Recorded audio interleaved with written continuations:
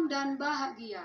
Perkenalkan, saya Rizka Panjaitan, SPD, mengajar di SMP Negeri 1 Simarindo, Kabupaten Samosir, Sumatera Utara. Ini saya akan berbagi praktik baik saya dalam mengajar di dalam kelas dengan pembelajaran berdiferensiasi menggunakan metode discovery learning dan teknik KSE. Untuk lebih jelasnya, selamat menyaksikan video berikut ini. Oke, selamat pagi anak-anak. Selamat pagi, Bu. Apa kabar? Baik, Bu. Bagus ya. Kita kembali bertemu dalam pembelajaran kita pelajaran IPS ya. Hari ini kita akan lanjutkan pelajaran kita pertemuan minggu kemarin, yaitu seputar pertempuran dari berbagai daerah dalam rangka menyambut Hari Kemerdekaan Indonesia. Nah, sebelumnya Ibu harapkan anak-anak Ibu duduk teratur ya kan? Ini sebelumnya ada kelompok yang kemarin ya. Ya. Sebelum kita pembelajaran, maka ada baiknya kita berdoa dulu ya. Teman-teman, kita satukan hati kita lakukan bersama di dalam pembelajaran. Kita evaluasi dulu ya. Kira-kira ada semua kita ya? Ada semua nih? Duduk tegak ya, pejamkan matanya sebentar. Silakan dibayangkan sesuatu yang indah seperti di pantai atau di mana ya. Dengarkan suara musik Ibu putar.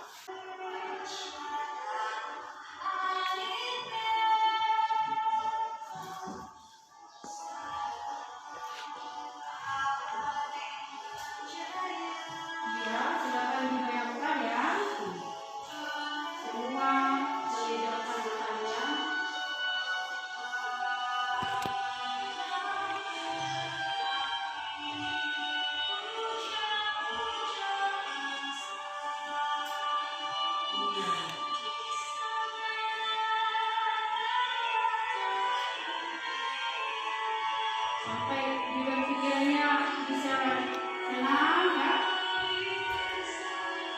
Sambil ya.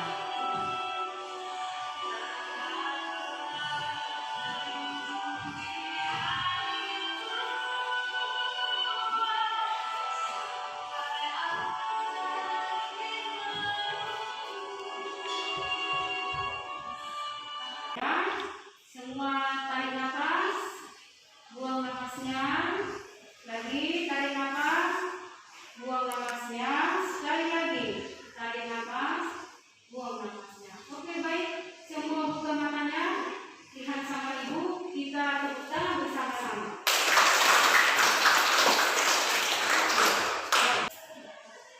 Baik, tadi sudah kita dengarkan lagunya ya kan? Ibu harap anak-anak Ibu sudah ada perasaan dan semangat untuk belajar hari ini. Oke, hari ini kita akan belajar seperti yang dibilang sesuai dengan kelompok yang sudah kita bagi pertemuan sebelumnya. Nah, kelompok 1 itu minatnya menggambar, kelompok 2 bernyanyi, kelompok 3 menulis puisi. Nah, itu yang mau kita diskusikan hari ini. Maka judul kita adalah semua melihat apa judul kita hari ini. Judul kita semua ya, apa judul kita? Coba sama-sama membaca. Pertempuran Surabaya. Nah, adapun tujuan pembelajaran kita adalah, ini bisa dilihat kan? Ini adalah menggunakan model problem model low problem based learning. Jadi kita kan kasih masalah nanti yang akan kita selesaikan berdasarkan kelompok masing-masing. Apa yang harus kalian lakukan? Yaitu melakukan diskusi, melalui diskusi membahas materi ini. Dan yang kedua nanti dengan penuh tanggung jawab menyajikan produk apa yang dihasilkan setiap kelompok berupa materi kita. Pertempuran Surabaya. Bisa dengar? Bisa? Bisa? Nah, oke. Bisa. Nah, sudah dilihat kan tujuan pembelajarannya? Nah, kelompok 2, ya kan? Kelompok 2 silakan dibuat atau disajikan nanti didiskusikan dulu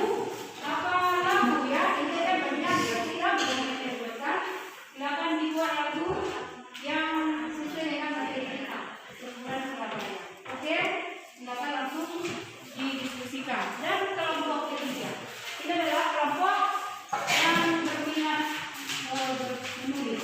Nah, dalam hal ini apa yang perlu kalian tulis?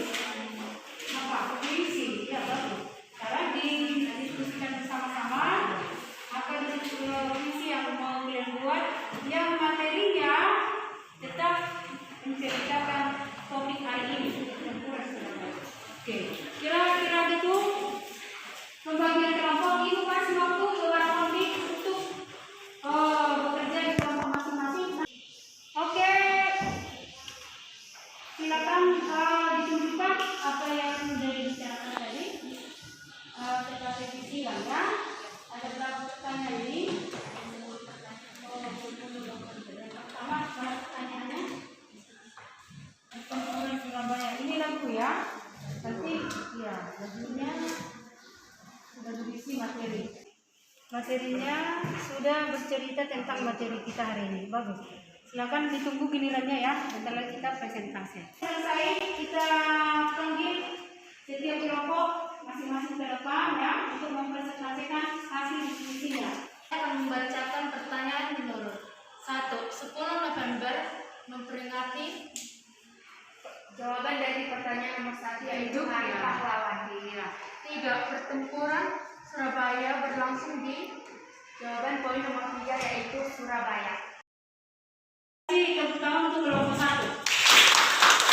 Pertempuran Surabaya. Pertempuran Surabaya. Surabaya tempat bersejarah. Baik ya, terima kasih untuk presentasi anak ibu yang sudah sangat bagus ya. Tentang silang, lagu dan puisi. Nah, untuk lebih jelasnya ibu akan membuat kesimpulan ya. Jadi tujuannya udah ya. Selanjutnya latar belakang ya. Ini nanti perhatikan dan langsung nanti dibuat di catatan masing-masing. Latar belakang ada 2 yang menyebabkan latar belakangnya, yaitu ada situasi Indonesia secara umum, kemudian situasi dari Surabaya itu sendiri. Karena pada saat secara umum di Indonesia itu bagaimana rasanya? Apa yang terjadi di Indonesia? Coba bisa kau baca Adrian. Apa di situ Adrian? Situasi Indonesia secara umum. Situasi Indonesia secara umum pada tanggal 15 September 1945. Apa situasi secara umum? Situasi Indonesia secara umum pada tanggal 15 September 1945 untuk tentara yang Tanjung Priok yang disusul dengan tentara sekutu yang dipimpin oleh W.R. Peterson untuk menjalankan tugas di Indonesia. Sekutu yang membentuk AFNI dengan panglimanya Lieutenant Philip Christison yang membawa 3 pasukan divisi, yaitu divisi Jakarta, Surabaya, Sumatera. Baik, pada saat ini maksudnya adalah apa? Setelah kita merdeka, ternyata secara umum di daerah Indonesia ini dari Sumatera, baik Jawa, masih dapat pasukan. Pasukan apa katanya? Pasukan sekutu. Itu secara umum. Kemudian yang kedua secara khusus berarti dari Surabaya. Bahwasanya di Surabaya, walaupun kita sudah merdeka, masih dikibarkan bendera merah, putih, biru. Nah, itulah penyebab kemarahannya. Nah, sekarang ini ada kronologinya 10 November, ya kan ada?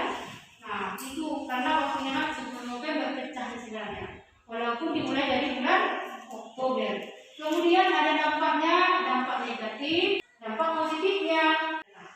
Nah, ini tokoh-tokoh yang terlibat ya, tokoh-tokoh yang terlibat dalam pertempuran Surabaya. Oleh Semanggi, kemudian dari Surabaya, Bung Tomo. Nah, ibu perhatikan data karena tadi sudah kita simpulkan. Nah, selanjutnya adalah akan selesaikan materi kita. Selanjutnya adalah pertanyaan. Ada 2 pertanyaan yang ibu buat. Yang pertama, siapa yang bisa menguraikan apa proses terjadinya pertempuran Surabaya? Proses terjadinya pertempuran Surabaya adalah pertempuran Surabaya diawali kedatangan Jenderal AWS Malagi pada 25 Oktober 1945 untuk